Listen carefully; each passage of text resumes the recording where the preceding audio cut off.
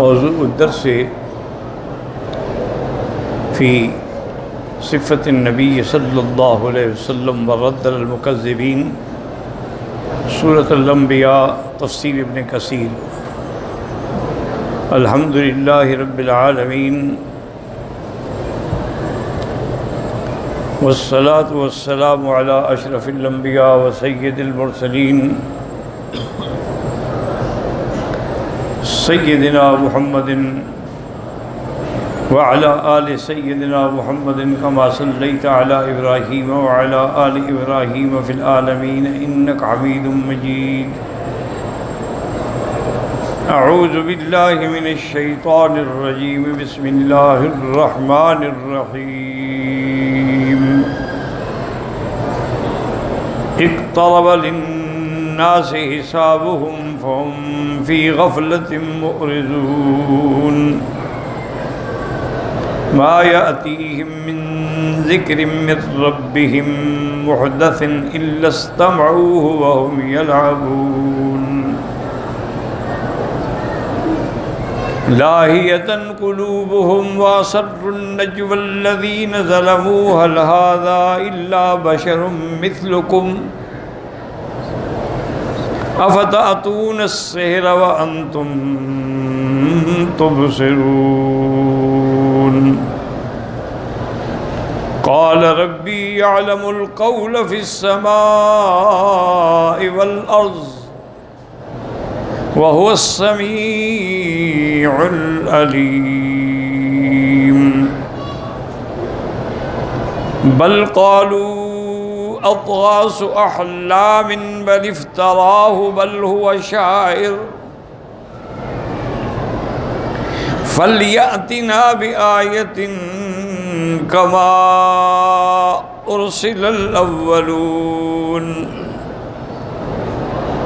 مَا آمَنَتْ قَبْلَهُم مِّن قَرْيَةٍ أَهْلَكْنَاهَا فَهُمْ لَا يُؤْمِنُونَ، أَهْلَكْنَاهَا أَفَهُمْ يُؤْمِنُونَ۔ سورۃ الانبیاء جو ہے یہ بھی سورۃ مکیہ ہے، اس میں کسی قسم کا کوئی اختلاف نہیں ہے، اور یہ سب صورتیں تقریباً صورت بنی اسرائیل ہے، مریم ہے، طٰہٰ ہے، انبیاء ہیں، اس سب صورتیں تقریباً ان کا موضوع جو ہے اور ان کا عمود جو ہے وہ ایک ہے۔ اس صورت کے بارے میں آتا ہے کہ حضور صلی اللہ علیہ وسلم کی ابتدائی مکی زندگی میں کفار قریش نے، صنادید قریش نے آپس میں مشورہ کیا کہ ہم کوئی ایک فیصلہ کریں۔ کوئی کہتا ہے کہ شاعر ہیں، کوئی کہتا ہے کاہن ہیں، تو باہر کے لوگ جب آئیں گے وہ کہیں گے جب یہ آپ ہی کسی بات پہ متفق نہیں ہیں تو ان کی بات کا کیا اعتبار ہے؟ تو عتبہ نے، یہ عتبہ جو ہیں نا یہ ابو سفیان کے سسر ہیں، اور ان کی بیوی جو ہے ہندہ اس کے باپ ہیں، ان کی کنیت جو ہے وہ ابو الولید ہے۔ اس نے کہا کہ بھائی اگر تم چاہو تو میں خود جا کے حضور صلی اللہ علیہ وسلم سے بات کرتا ہوں اور پھر آ کے تمہیں بتاتا ہوں کہ ہمیں کیا کہنا چاہیے۔ تو انہوں نے کہا کہ ٹھیک ہے، آپ ہمارے بڑے ہیں، اور پھر آپ شعر کو بھی سمجھتے ہیں اور سحر کو بھی سمجھتے ہیں، کوہان کو بھی سمجھتے ہیں، تو آپ ضرور جا کے بات کریں۔ وہ سب بیٹھ گئے اور ابو الولید جو تھا عتبہ حضور کی خدمت میں آیا۔ اس نے کہا حضور صلی اللہ علیہ وسلم سے کہ میں آپ سے کچھ بات کہنا چاہتا ہوں، اگر آپ اجازت فرمائیں، میں تو چاہتا ہوں کہ کوئی میرے ساتھ بات کرے۔ تو اس نے کہا کہ یا محمد صلی اللہ علیہ وسلم، صفحتنا صفحت آباءنا وسبیت آلہتنا وَتَرَكْتَ دِينَ آبَائِنَا وَيَدْعُونَا إِلَىٰ إِلَٰهٍ وَاحِدٍ۔ یہ کیا بات ہے کہ آپ نے ہم سب کو جھوٹا سمجھا ہے، ہمارے باپ دادا بھی غلط تھے، ہم بھی غلط ہیں، اور پھر آپ ہمارے آلیہ کو گالیاں بھی دیتے ہیں، ان کی برائی بھی کرتے ہیں۔ اور یہ بات بڑی سمجھ سے بالا تر ہے کہ تمام نظام عالم کو صرف ایک الہ، ایک خدا چلانے والا ہو۔ اجعل الآلہۃ الہا واحدا ان ھذا لشیء عجاب۔ لیکن اس دعوے کے پیچھے آپ کا مقصد کیا ہے؟ کیونکہ کوئی آدمی بھی جب کسی قسم کا دعویٰ کرتا ہے، میدان میں آتا ہے، تو اس کا کوئی نہ کوئی مقصد تو ہوتا ہے۔ اگر آپ کا مقصد یہ ہے کہ آپ عرب خاندان کی کسی خوبصورت لڑکی سے شادی کرنا چاہتے ہیں، تو ہم ایک نہیں 10 لڑکیاں آپ کو دینے کے لیے تیار ہیں۔ کون ہے جو آپ کو رشتہ دینے سے انکار کرے گا؟ آپ بنی ہاشم سے تعلق رکھتے ہیں، اعلیٰ نسب ہیں، اعلیٰ حسب ہیں، اور اگر یہ نہیں ہے، آپ کو یہ خواہش ہے کہ میرے پاس بہت مال آ جائے، دولت آ جائے، دنیا آ جائے، تو ہم سارے مکے والے مل کے جتنا چاہیں آپ کو جمع کر کے دینے کے لیے تیار ہیں۔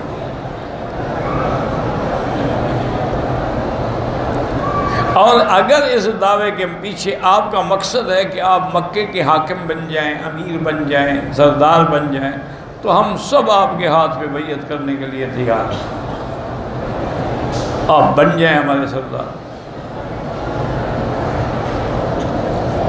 اور اگر یہ ساری چیزیں نہیں ہیں تو مسئلہ یہ ہے کہ پھر آپ پر کوئی سحر ہے، کوئی اثر ہے، کوئی بیماری ہے، تو ہم آپ کا علاج کرانے کے لیے بھی تیار ہیں۔ یہاں بڑے بڑے پرانے وید اور پرانے حکیم موجود ہیں۔ حضور سنتے رہے، جب اس نے بات ختم کی تو آپ نے فرمایا ابو الولید تمہاری بات ختم ہو گئی؟ اور ہاں یا رسول اللہ۔ تو آپ نے پھر سورۃ حامیم تنزیل الکتاب پڑھنی شروع کی، اور وہ بیٹھا ہوا حیران ہو کے سن رہا ہے۔ جب حضور اس آیت پہ پہنچے کہ فَإِنْ أَعْرَضُوا فَقُلْ أَنذَرْتُكُمْ صَاعِقَةً مِثْلَ صَاعِقَةِ عَادٍ وَثَمُودَ، کہ اگر آپ کی باتوں کو سن کے، قرآن سن کے یہ پھر بھی انکار کرتے ہیں، تو آپ ان کو بتلائیں کہ میں تمہیں ڈراتا ہوں کہ تم پر بھی وہی قوم عاد و سمود والی کو بجلی اور اللہ کا قہر نہ گرے۔ جلدی سے ابو الولید نے حضور کے منہ پہ ہاتھ رکھ لیا کہ بس بس یا رسول اللہ بس، اور وہاں سے اٹھا۔ جب سرداروں نے دیکھا، دور جو بیٹھے ہوئے انتظار میں تھے، انہوں نے کہا معلوم ہوتا ہے کہ اب ابو الولید کا چہرہ بھی بدلا بدلا لگتا ہے، ہو سکتا ہے اس پر بھی حضور کی باتوں نے اثر کر دیا۔ بہرحال وہ آئے اور اس سے ملے، اس نے کہا دیکھو بات سنو، میں نے حضور سے آج جو کلام سنا ہے، واللہ لیس بسحر ولا بشعر ولا بکہانت، نہ وہ جادو ہے، نہ شعر ہے، نہ کہانہ ہے، وہ تو کوئی نرالا کلام ہے۔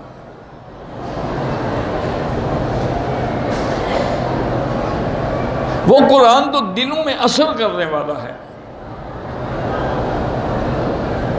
انہوں نے جب یہ آیت پڑھی ہے تو مجھے بالکل ایسے محسوس ہوا کہ کہیں ابھی اللہ کا عذاب میرے اوپر نازل نہ ہو جائے، تو میں نے کہا حضور مہربانی کریں، بس کریں۔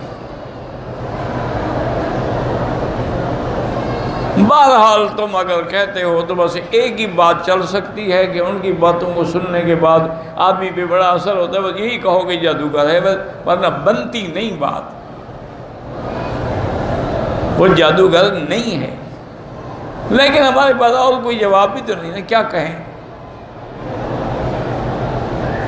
چونکہ آپ کی صحبت میں بیٹھنے کے بعد جو بندہ آپ کے پاس جاتا ہے وہ بس آپ کا ہی ہو جاتا ہے۔ معلوم ہوتا ہے کہ آپ کے پاس جادو ہے، اس پہ جادو کر دیتے ہیں، بس یہی کہو، لیکن میں یہ نہیں کہوں گا کہ وہ جادو ہے۔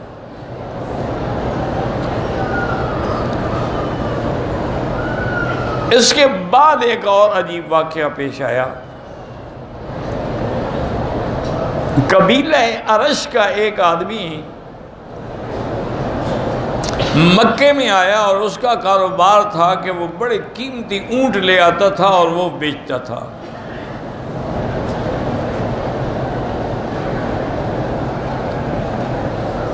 چونکہ اونٹ جو ہے نا جی، یہ ان کے بھی کئی قسمیں ہیں، اور عرب جو ہے خاص طور پہ یہ اونٹوں کی نسل کو بھی جانتے ہیں۔ اسی لیے قرآن نے اونٹ کی مثال دی ہے کہ افلا ینظرون الی الابل کیف خلقت۔ وجہ کیا تھی کہ اونٹ کو مکے والے سمجھتے تھے۔ ایک دفعہ یعنی عرب کے دو آدمی سفر پہ جا رہے تھے تو ایک بستی سے گزر ہوا، تو وہ جیسے دیہاتوں میں راستے ہوتے ہیں نا جی، کھیت ہیں اور کھیتوں کے درمیان میں راستے ہوتے ہیں، وہ وہاں سے جا رہے تھے تو ایک بھائی نے کہا، اس نے کہا اس سے ابھی ابھی ایک اونٹ گزرا ہے، معلوم ہوتا ہے کہ وہ لنگڑا ہے۔ دوسرے بھائی نے کہا کہ بھائی صرف لنگڑا نہیں معلوم ہوتا ہے، وہ کانا ہے، آنکھ بھی اس کی ایک ہے۔ پھر پہلے نے کہا کہ معلوم یہ ہوتا ہے کہ اس کو خارش کی بھی بیماری ہے۔ وہ مالک شاید کہیں بیچارہ بیٹھا ہوا گھاس کاٹ رہا تھا، اس نے سنا تو وہ بھاگ کے آ گیا اور نے کہا وہ اونٹ میرا ہے، ٹھیک بات ہے کہ وہ لنگڑا بھی ہے، کانا بھی ہے، اس کو خارش بھی ہے، تم لوگوں نے آج تک دیکھا ہی نہیں میرا اونٹ، تمہیں کیسے پتا ہے؟ انہوں نے کہا ہم عرب ہیں، ہم جانتے ہیں اونٹوں کو، یہ دیکھو اس کا پاؤں ایک صحیح پڑتا ہے ایک غلط پڑتا ہے، اس کا معنی ہے کہ لنگڑا ہے، پاؤں برابر نہیں رکھ سکتا، اور ایک طرف کا گھاس اس نے کھایا ہے، دوسری طرف کے گھاس کو اس نے دیکھا ہی نہیں، تو معلوم ہوا کہ اس کی آنکھ ایک ہے، دوسری طرف گھاس اس کو نظر ہی نہیں آتا بدبخت کو۔ اور اس نے کہا کہ اچھا یہ بات تو ٹھیک ہے، لیکن خارش کا کہہ رہے ہیں؟ انہوں نے کہا یہ دیکھو یہ درخت کھڑا ہے، اس پر اس کی کھال لگی ہوئی ہے، وہ اس کے ساتھ کھڑے ہو کے خارش کرتا رہا ہے، تو اس کے کھال کے ٹکڑے جو تھے نا اس درخت کو لگ گئے ہیں۔ انہوں نے کہا کہ بالکل واقعی میرا اونٹ ہے اور آپ نے جو کہا ہے وہ سچ کہا۔ بڑے قیمتی اونٹ ہوتے تھے نا، جیسے ابو جہل کی جو خاص اونٹنی تھی نا، تو حجۃ الوداع کے موقع پر حضور پاک اس کو ساتھ لائے تھے ذبح کرنے کے لیے۔ تو قریش کے بعد لوگوں نے درخواست کی کہ ایک اونٹنی کے بجائے آپ 100 اونٹنی لے لیں، یہ ہمیں دے دیں۔ حضور نے فرمایا کہ بالکل۔ اللہ نے اس کے مالک کے غرور کو بدر میں توڑا ہے، اس کا غرور آج میں مینا میں توڑوں۔ یعنی اتنی قیمتی اونٹنیاں ہوتی تھیں۔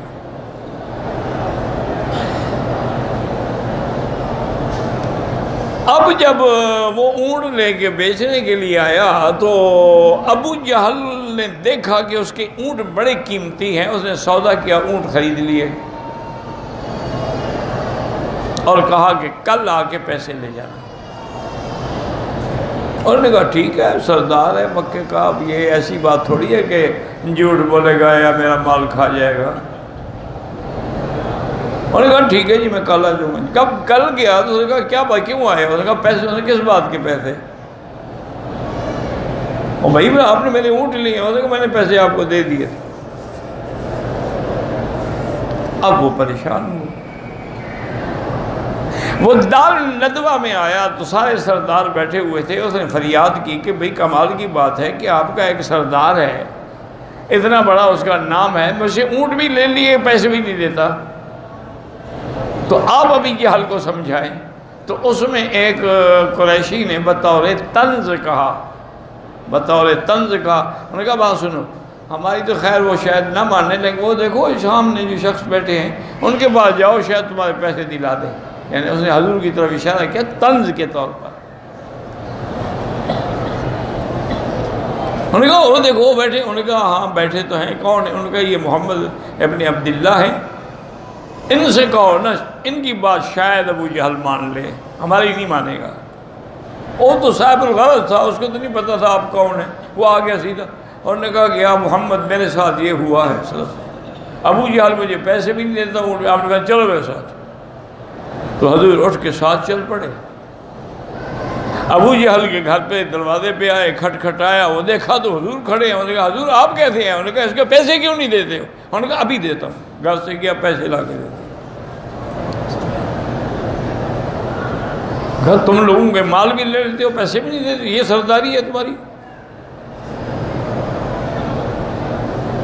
تو اس طرح کے واقعات کئی دفعہ پیش آئے، اور بعض اوقات کفار قریش نے آپ سے عجیب عجیب مطالبے کیے کہ جی آپ ایسا کریں کہ آسمانوں سے فرشتہ اترے اور اس کے پاس اللہ کی طرف سے ہمارے نام پہ لکھا ہوا خط ہو، اس میں ہمارا نام بھی ہو، اور یہ بھی ہو کہ تم میرے نبی پر ایمان لے آؤ، پھر ہم ایمان لائیں گے۔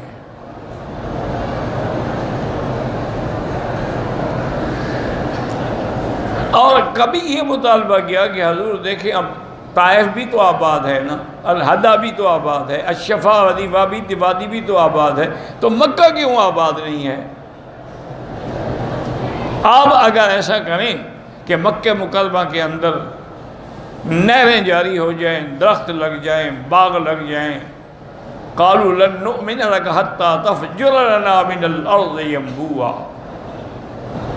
اور یہاں کھجوروں کے اور انگوروں کے باغ لگ جائیں، پھر ہم کلمہ پڑھیں گے۔ مقصد کیا ہے اناد؟ کہ جب نہیں ماننا تو مختلف باتیں کرتے رہو۔ ایک روایت میں آتا ہے کہ میرے آقا کے دل میں بھی خیال آیا کہ اللہ تو قادر ہے نا، کہ مکے میں بھی تو درخت لگ سکتے ہیں، مکے میں بھی تو نہریں جاری ہو سکتی ہیں، اللہ کے آگے کیا مشکل ہے؟ وہاں ایک اعرابی آیا، پرانے دور کی بات ہے، مدینہ منورہ میں ہجرت کے بعد، انہوں نے کہا میں حضور بدو آدمی ہوں، پڑھا ہوا نہیں ہوں، جاہل آدمی ہوں، لیکن مسلمان ہوں، آپ جو قیامت کی نشانیاں بتاتے ہیں نا مجھے سمجھ نہیں آتی، انت دل امت ربتہا، یہ مجھے نہیں سمجھ آتی ہیں، رب قاسیات آریات، میری عقل سے یہ بالا تر باتیں ہیں، مجھے تو کوئی ایسی نشانی بتلائیں جو میں سمجھ جاؤں کہ بھی اب قیامت قریب آ گئی۔ حضور نے فرمایا دو نشانیاں یاد کر لو، مکے میں جب درخت زیادہ ہو جائیں اور مکے کے پہاڑوں پر پانی کی ٹینکیاں بن جائیں تو سمجھنا کہ اب قیامت قریب آ رہی۔ آج آپ دیکھ لیں کوئی پہاڑ ہے جہاں ٹینکی نہ بنی ہو؟ اب 1400 سال پہلے تو حضور کے علم نہیں تھا نا کہ یہاں ٹینکیاں بنیں گی، یہ تو اللہ کی وحی تھی۔ آج سے 30 سال پہلے 20 سال پہلے جو لوگ آ رہے ہیں ان سے پوچھیں گے آپ کو کبھی کوئی درخت نظر آتا تھا مکے میں؟ اب جس سڑک پہ جاؤ درخت ہیں، مینا عرفات میں تو درخت بھرے ہوئے ہیں، ایک درخت بھی نہیں ہوتا تھا، ایک۔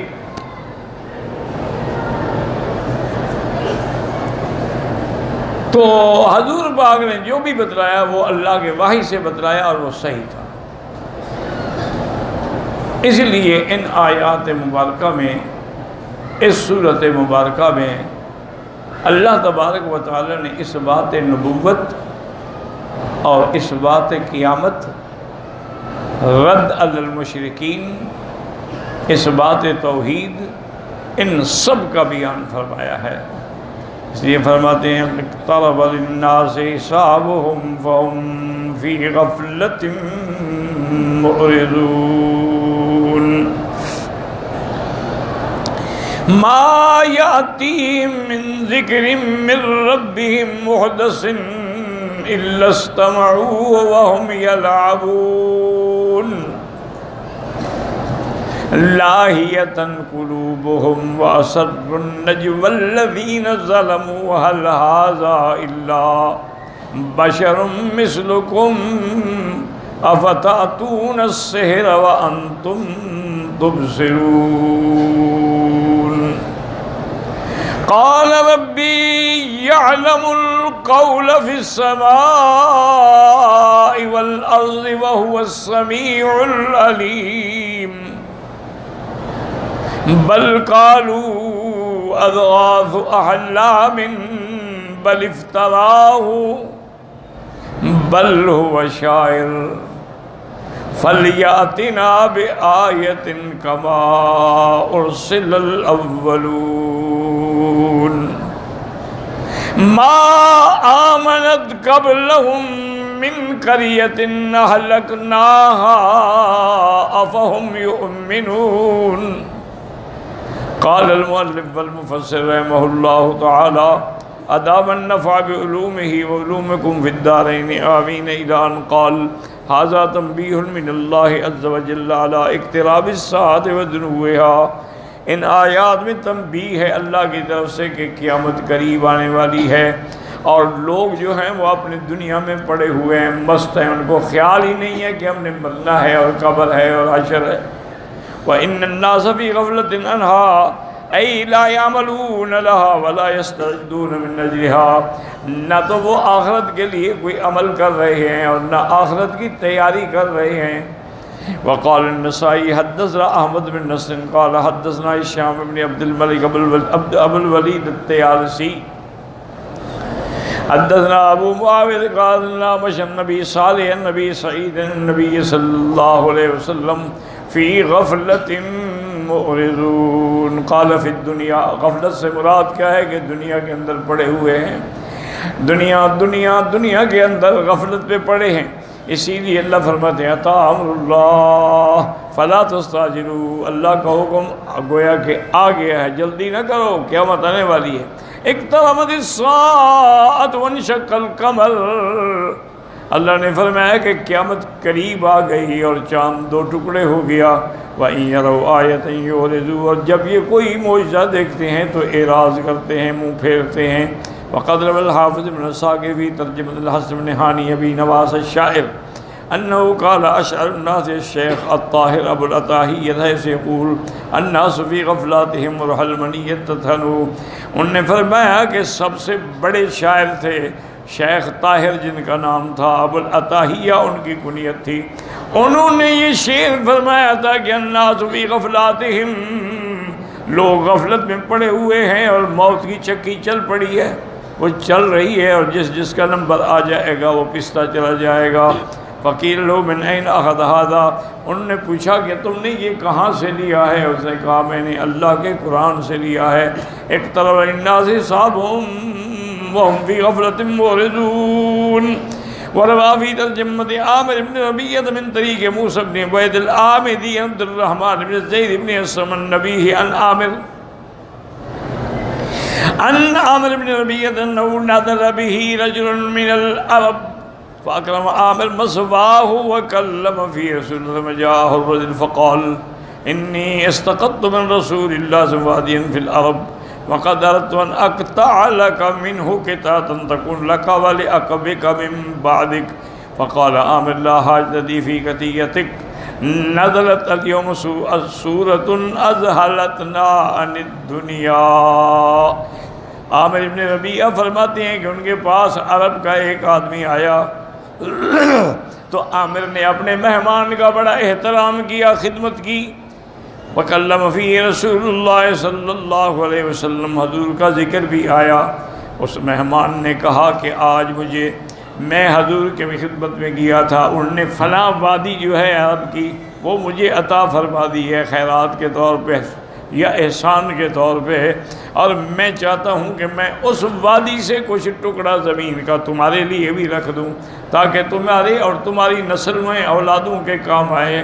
حضرت عامر نے کہا مجھے ضرورت نہیں ہے آپ سے وہ زمین لینے کی، اس لیے کہ آج ہم نے قرآن کی آیت سنی ہے کہ اللہ فرماتے ہیں اقترب للناس حسابهم وهم فی غفلۃ معرضون، حساب کا دن قریب آ گیا ہے لیکن لوگ غفلت میں پڑے ہوئے ہیں۔ ثم اخبر تعالی انہم لا یصغون الی الوحی الذی انزل اللہ علی رسولہ والخطاب مع قریش شابہهم من الکفار۔ اب اس کے بعد اللہ پاک نے قرآن میں فرمایا کہ یہ ایسے لوگ ہیں جو وحی کی طرف توجہ ہی نہیں کرتے جو اللہ نے اتارا ہے، اور قریش کو بھی خطاب ہے اور ان کے ساتھ اور بھی اسی قسم کے کفار جو ہیں جو قرآن سے اعراض کرتے ہیں۔ فَقَالَ مَا يَأْتِيهِم مِّن ذِكْرٍ من ربهم محدث، جب اللہ کی طرف سے کوئی تازہ وحی آتی ہے، الا استمعوه وهم یلعبون، مگر یہ سنتے ہیں اور سننے کے بعد نعوذ باللہ اس سے اعراض کرتے ہیں، اس کو بدل ڈالتے ہیں، کھیلتے ہیں اللہ کے قرآن کے حرفوں سے۔ کما قال ابن عباس ما لکم تصرون اہل کتاب ما بأیدیہم وقد حرفوه بدلوه وزادوا فیہ ونقصوا منہ وکتابکم احدث الکتب باللہ تکرہوہ محضن لم یشب۔ حضرت ابن عباس نے فرمایا لوگوں کو کہ کیا ہو گیا ہے کہ تم ان لوگوں سے اہل کتاب سے پوچھتے ہو؟ ان نے تو اپنی کتاب تورات بدل ڈالی، ان نے تورات بھی تحریف کر دی، کچھ بڑھا دیا کچھ گھٹا دیا، اور تمہارے پاس تو اللہ کا وہ وحی ہے، اللہ کا قرآن ہے جس کے اندر ایک حرف جو ہے وہ اس کی کوئی ملاوٹ نہیں بلکہ اسی طرح تر و تازہ ہے۔